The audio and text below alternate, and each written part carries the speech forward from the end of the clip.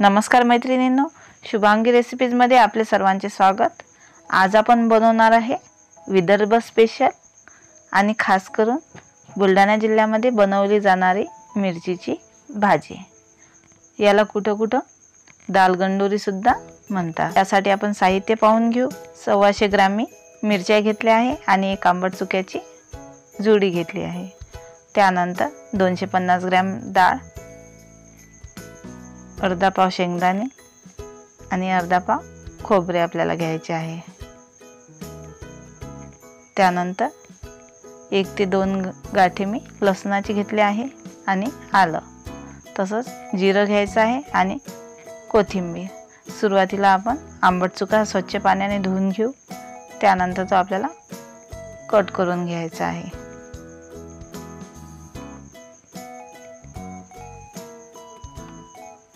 अशा पद्धतीने मी आंबट चुका कट करून घेतला आहे।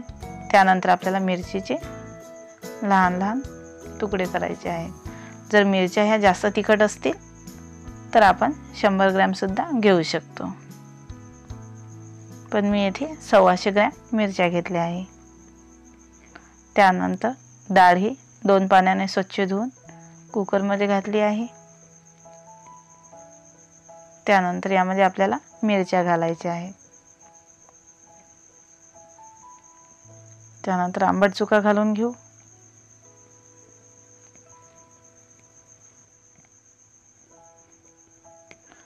त्यानंतर यामध्ये खोबरं घालायचं आहे।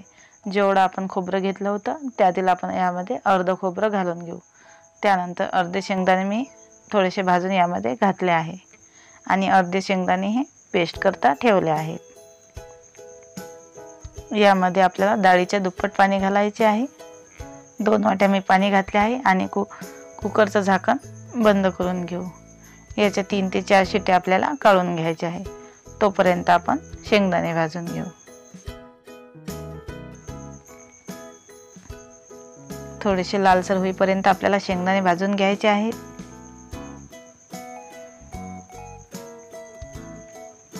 त्यानंतर खोबरं सुद्धा भाजून घेऊ। लालसर होईपर्यंत आपल्याला खोबरं भाजून घ्यायचं आहे।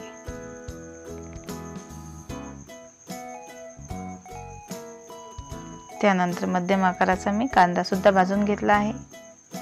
हा आपल्याला लालसर होईपर्यंत भाजायचा आहे। कांदा सुद्धा आपला छान असा भाजला गेला आहे। तो एका ताटामध्ये आपण काढून घेऊ। त्यानंतर 1 चम्मच मी खडा मसाला घेतला आहे, तो सुद्धा भाजून घेऊ। त्यानंतर 1 चम्मच मी खसखस घेतली आहे, ती सुद्धा आपण भाजून घेऊ। सर्व साहित्य आपल्याला एका ताटामध्ये काढून घ्यायचे आहे आणि थोडंसं थंड होऊ देऊ। त्यानंतर आपण ते मिक्सरच्या भांड्यातून फिरवून घेऊ। लसूण आणि आल्याची पेस्ट काढून घेऊ।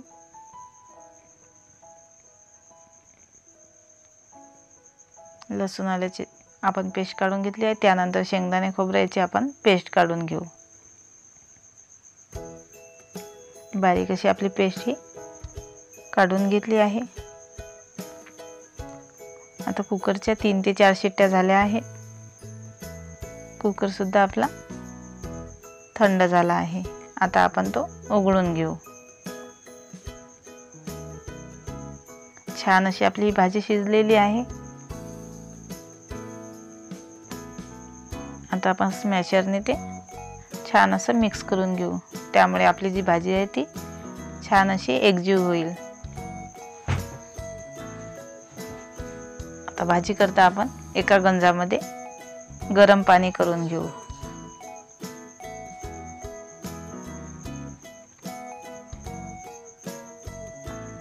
पाणी सुद्धा आपले गरम झाले आहे। आता फोडणी करता आपण कढई ठेवू। त्यामध्ये साधारणतः 1 पाव हे तेल लागेल। तेल गरम झाले की त्यामध्ये लसूण आणि आल्याची पेस्ट घालून घेऊ। 1 ते 2 मिनिटे छान अशी पेस्ट होऊ देऊ आणि त्यानंतर आपल्याला यामध्ये शेंगदाणे आणि खोबरं याची पेस्ट घालायची आहे। ती सुद्धा आपल्याला तेलामध्ये छान अशी 3 ते 4 मिनिटं होऊ द्यायची आहे।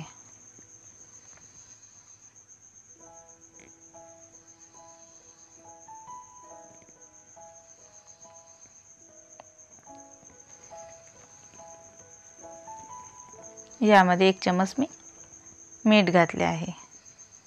तुम्ही तुमच्या चवीनुसार कमी जास्त मीठ यामध्ये घालू शकता।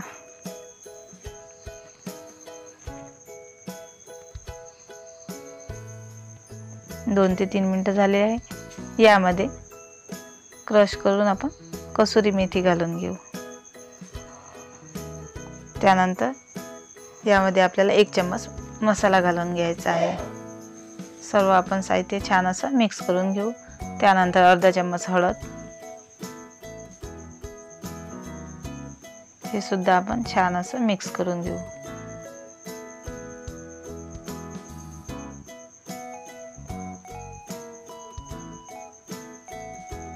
जवळजवळ 5 ते 7 मिनिटं झालेले आहे।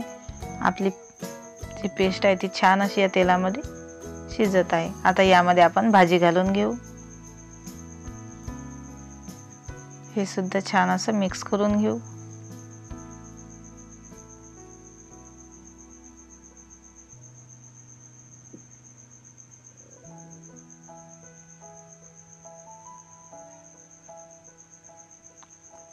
आता यामध्ये आपल्याला आवश्यकतेनुसार पाणी घालायचे आहे।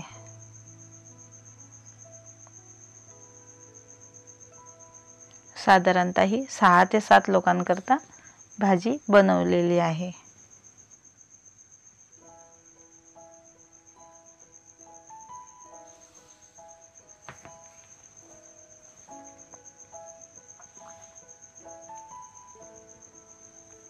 भाजी आपल्याला थोडीशी पातळच बनवायची आहे। भाजीला आपण 2 ते 3 उकळ्या काढून घेऊ। छान अशी भाजी आपली शिजलेली आहे। शेवटी यावर आपण कोथिंबीर घालून घेऊ।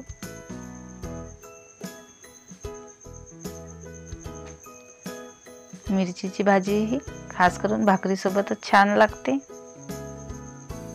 लहानांपासून तर मोठ्यांपर्यंत ही भाजी सर्वांना नक्कीच आवडेल। तर तुम्ही सुद्धा ही भाजी नक्कीच घरी बनवून पहा। तर अशा साध्या व सोप्या नवनवीन रेसिपी पाहण्याकरता शुभांगी रेसिपी या चॅनलला लाईक आणि सबस्क्राईब जरूर करा।